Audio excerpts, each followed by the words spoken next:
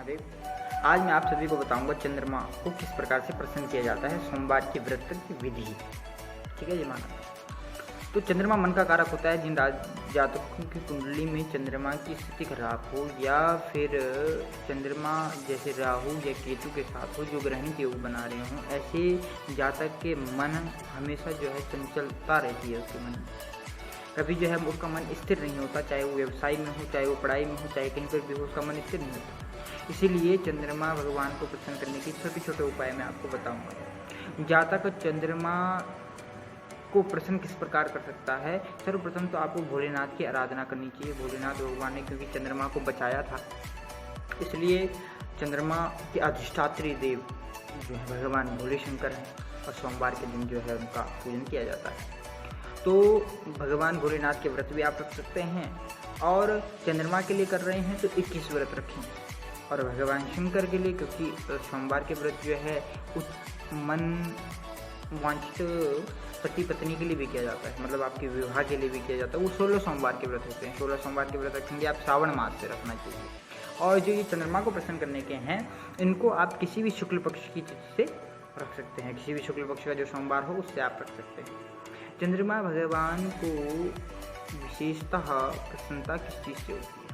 आप जो है हो सके तो प्रतिदिन भगवान चंद्रमा को अर्घ्य दें, और अगर आप नहीं दे सकते तो जिस दिन आप व्रत सोमवार के दिन व्रत करोगे, सुबह उठ कर एक टाइम आप कुछ भी फलाहारी कर सकते हो, उसमें कोई नियम नहीं है। उसके बाद शाम के समय में भगवान शंकर को थोड़ा सा रोट या चूरमा बना के भगवान को अर्पण करें, भगवान शंकर की आरती करें, और उसके बाद चंद्रमा भगवान को अर्घ्य दें। भगवान चंद्रमा का पूजन करें, पूजन करने के पश्चात ही भोजन करें। ठीक है जी। इस प्रकार से आप चंद्रमा भगवान को प्रसन्न कर सकते हैं। और एक पूर्णमासी का व्रत आता है। पूर्णमासी का व्रत सुहागिन स्त्रियाँ रख सकती हैं, और भगवान चंद्रमा को प्रसन्न करने का इससे बेस्ट उपाय कोई नहीं।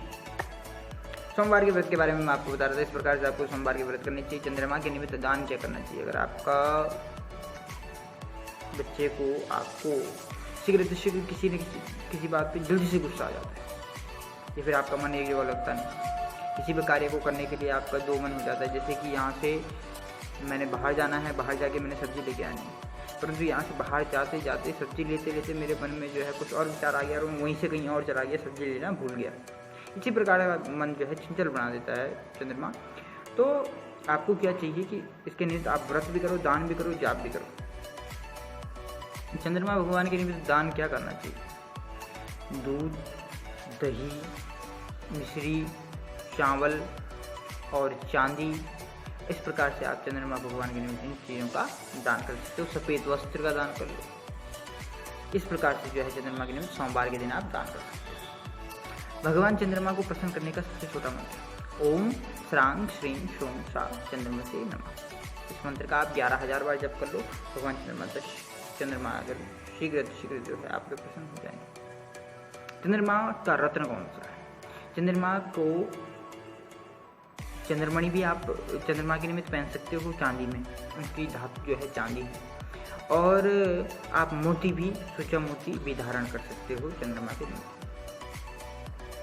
इस प्रकार से आप चंद्रमा को प्रसन्न कर सकते हो और अपने जीवन में अपने मन को एकाग्रचित, मन का एकाग्रचित होना बहुत आवश्यक है। अगर आपका मन एकाग्रचित एक जगह पर लग रहा है तो आप अपने जीवन में अपने लक्ष्य को प्राप्त कर सकते हो।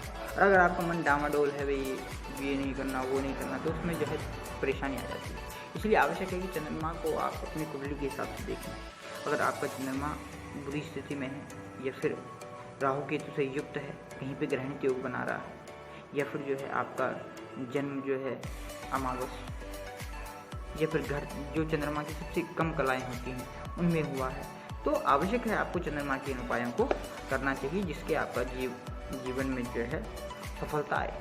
आपका मन एकाग्रचित हो, एक जगह पे एकाग्रचित होगा तभी जाके आप अपने कार्य को कर पाओगे। और चंद्रमा को विशेषतः आप जब उनका पूजन करते हो या फिर उसके निमित्त कोई दान वगैरह करते हो, तो कोशिश ये करना कि भगवान शंकर के मंदिर में ही वो दान आप करें।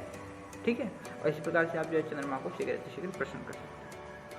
आगे भी मैं आपको जो है प्रत्येक ग्रह के बारे में सबसे छोटा जो उपाय है उनका, जिससे आप उनको शीघ्र प्रसन्न कर सकते हो और उनका लाभ ले सकते हो, ये सारी चीज़ें मैं आपको बता रहा हूँ।